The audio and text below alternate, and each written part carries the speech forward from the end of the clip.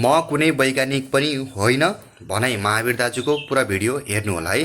वैज्ञानिक पनि होइन, केही पनि होइन, अहिलेको वैज्ञानिक महावीर पुन हो भन्छ होइन।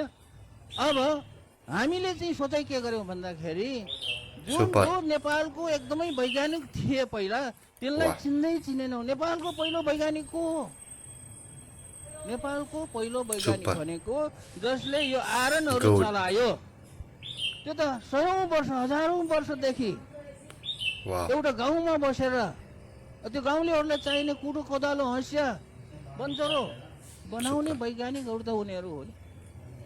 हामीले त्यो पहिलो वैज्ञानिकलाई चिनेनौँ अनि पहिलो वैज्ञानिकलाई चाहिँ अर्कैलाई भनेर राख्यौँ नाम। त्यस कारणले पहिलो वैज्ञानिकहरू जुन छ नेपालको भनेको आयरन चलाउनेहरू भए अनि उनीहरूले चाहिँ केही कुराहरू गरेर हाम्रो जीवन निर्वाहमा सहयोग गरे। अब